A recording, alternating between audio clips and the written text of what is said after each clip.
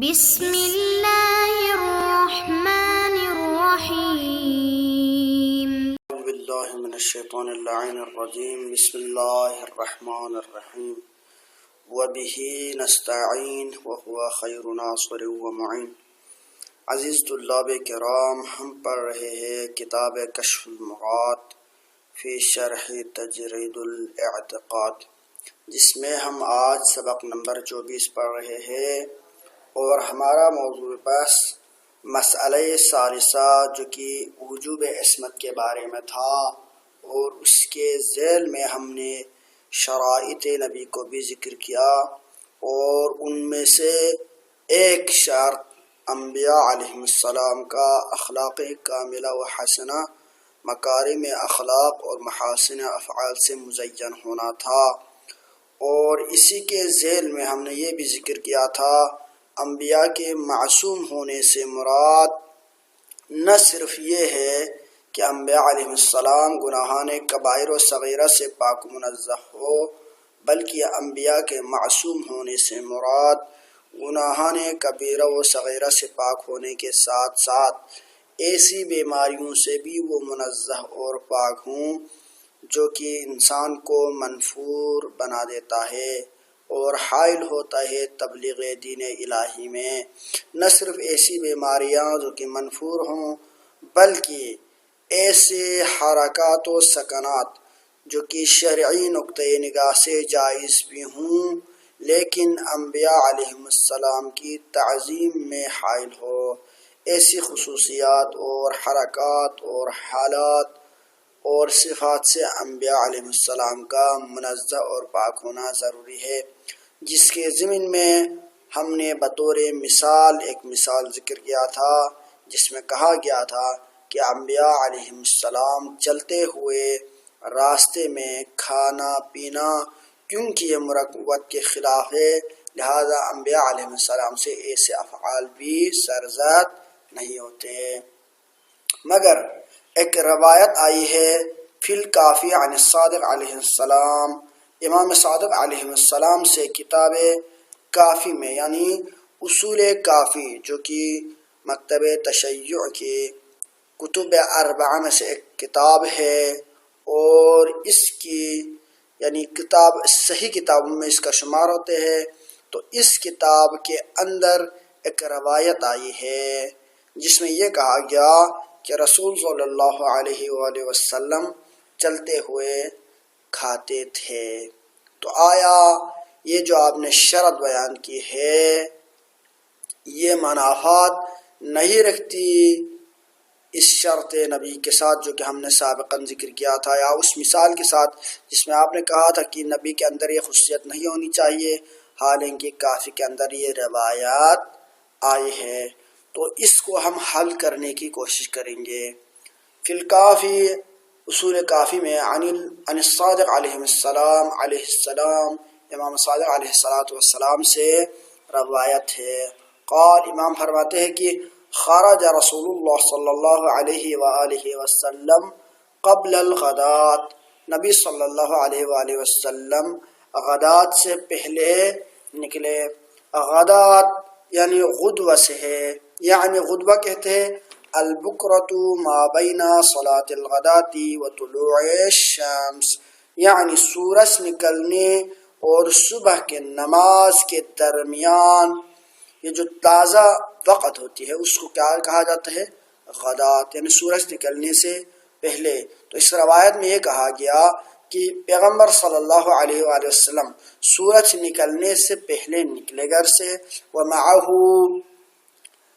کسرتن، یا کسرن اگر مذکر ہو، لیکن اگر مؤنث کا صیغہ ہو تو کسرتن، پیغمبر کے ساتھ ایک کسرہ ہے۔ کسرہ کے بہت سارے معانی ہے، ایک چادر ہے، اگر آپ کہیں تو پیغمبر چادر میں اپنی وہ کھائی جانے والی چیز چھپائے ہوئے تھے، یہ آپ بھی ترجمہ کر سکتے ہیں، لیکن یہاں پر کسرہ سے مراد کیونکہ بعض میں قد غمضھا فی اللبن، یہ والی بات اشارہ ہے، یہ کسرتن کا مطلب چادر نہیں ہے، بلکہ کسرتن کسر یکسر سے انکسار، اسی سے ہے نا کہ انکسار انسان اپنے آپ میں تواضع کی شکل پیش کرنا، یعنی متواضع ہونا، تو اسی سے کسرہ انکسر ینکسر ٹوٹ جانے کے معنی میں ہے. تو کسر بھی کس طرح یعنی وہ چیز جو کہ قطعۃ کے وزن پر یعنی ٹوٹی ہوئی چیز یعنی کسی بھی چیز کا کوئی بھی ٹکڑا یعنی آپ کہہ سکتے کہ کھانے والے اشیاء میں سے ایک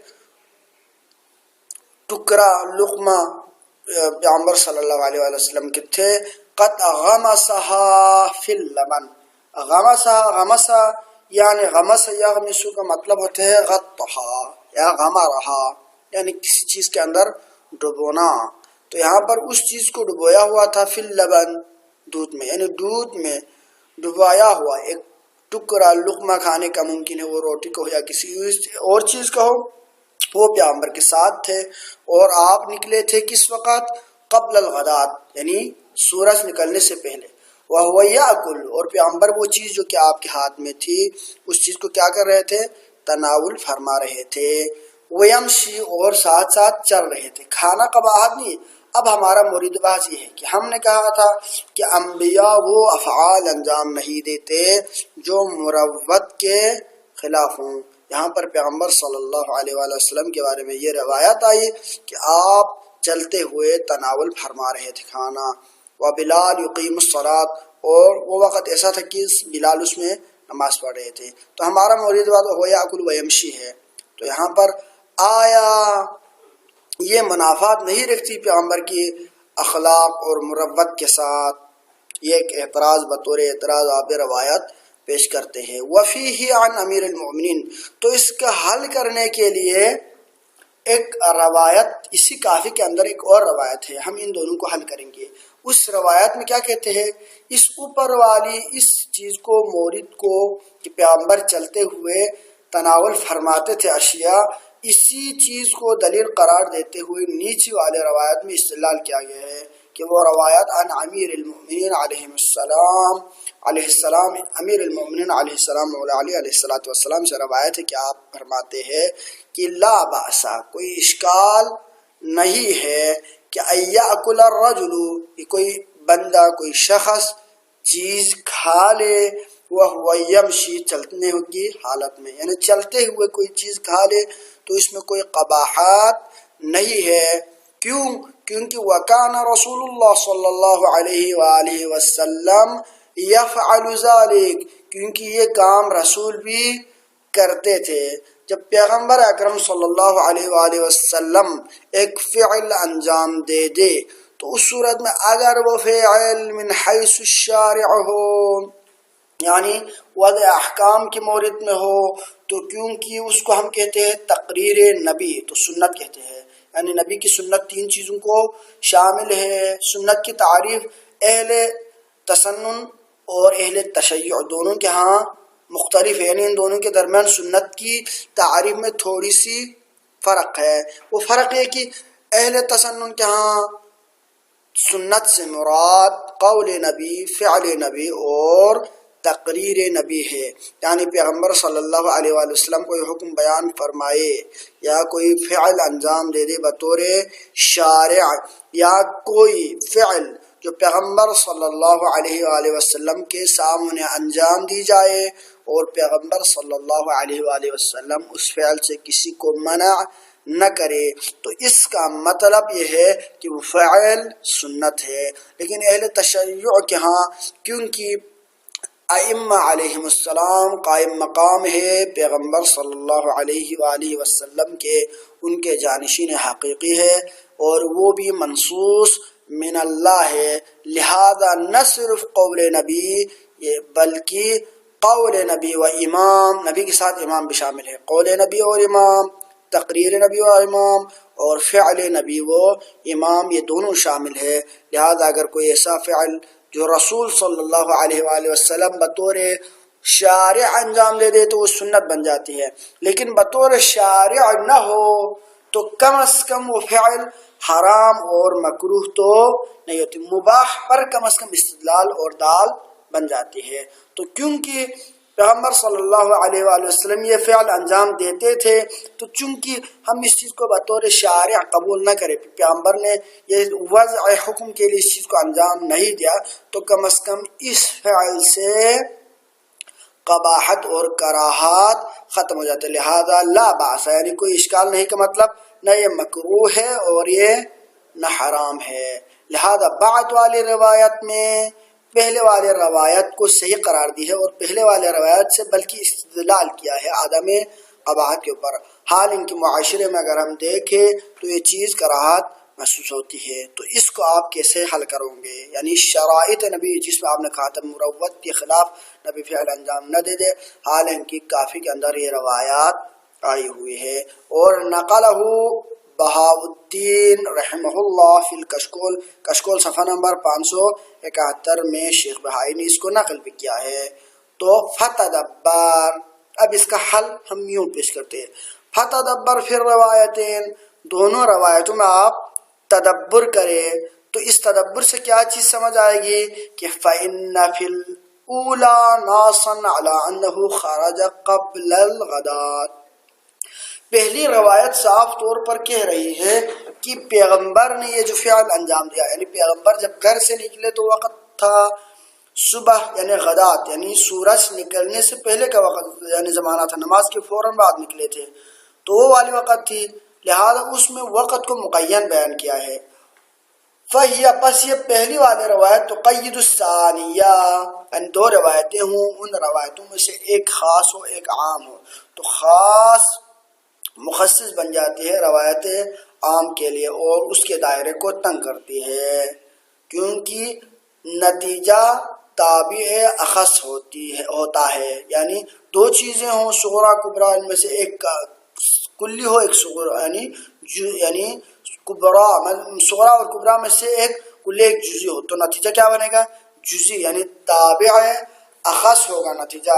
اسی طرح دو چیز ہو، ان دونوں میں سے ایک مخصص بن رہا ہو دوسرے کے لیے تو ان میں سے جو اخص ہوگا وہ کیا ہوگا؟ مقدم ہوگا. تو یہاں پر چونکہ پہلی والی روایت میں وقت کو بھی معین بیان کیا گیا ہے، لہذا ہم کہیں گے کہ روایت اولا مقید ہے روایت ثانی کے لیے علی وجہ، اس طرح سے کہ لا ینافی التنافر العقلی، کہ یہ تنافر عقلی کے ساتھ منافات نہ ہو. یعنی ہم یہ کہیں گے کہ روایت اولا میں یہ بیان کیا گیا کہ نبی صلی اللہ علیہ وسلم یہ فعل صرف اس وقت انجام دیتے تھے، تو چونکہ اس وقت عموماً لوگ باہر نہیں ہوتے، معاشرے میں اس وقت کوئی بھی دیکھنے والا نہیں ہوتا، تو لہذا اس وقت ایسا فعل انجام دینا یہ منافر نہیں ہے، یعنی تنافر نہیں رکھتی. لہذا تنافر جب نہیں ہے، متنافر فعل نہیں ہے اور یہ فعل اس وقت انجام دینا قبیح نہیں ہے، تو لہذا ایسے فعل کا انجام دینے سے شرائط نبی پر کوئی اعتراض وارد نہیں ہوتی.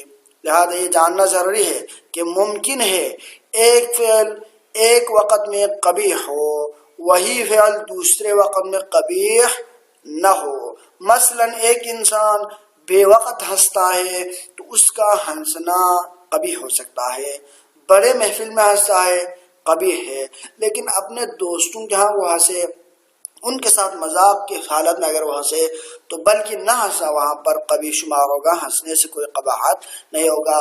لہذا تمام افعال کے لیے تمام صورتوں میں ایک ہی حکم لگانا یہ عقلی پیرائے کے مطابق نہیں ہے، بلکہ اشیاء کے احکام زمانے کے مطابق تبدیل ہوتی ہے. لہذا ممکن ہے کلی طور پر مجمع میں دن کے وقت ایسا چلتے ہوئے کھانا قبیح ہو، مگر کیونکہ روایت مخصوص ہے اس وقت کے ساتھ کہ جس میں عموماً لوگ سوئے ہوتے ہیں یا لوگ کام کاج پہ نکلے ہوتے ہیں، عام طور پر لوگوں کو نظر نہیں آتے، متوجہ نہیں ہوتے، لہذا ایسی وقت میں یہ فعل انجام دینے کی روایت ہے. لہذا اس وقت نہ کوئی قباحت ہوگی نہ کوئی کراہت ہوگی. لہذا یہ اعتراض آپ وارد کر رہی ہے صحیح نہیں ہے، وارد ہی نہیں ہوتی. یا ہم اس اعتراض کو قبول کریں ممکن ہے یہ قباحت ہو تو ہم روایت کی صنعت میں بھی بحث کی گنجائش رکھتے ہیں. لہذا آپ کا یہ قول اعتراض وارد نہیں ہوتے ہماری ان شرائط میں، اور شرائط میں تخصیص کی کوئی ضرورت وارد پیش نہیں آتی. وصلی اللہ علی سیدنا محمد وآلہ الطیبین الطاہرین. اللہم صلی علی محمد وآل محمد وعجل فرجهم.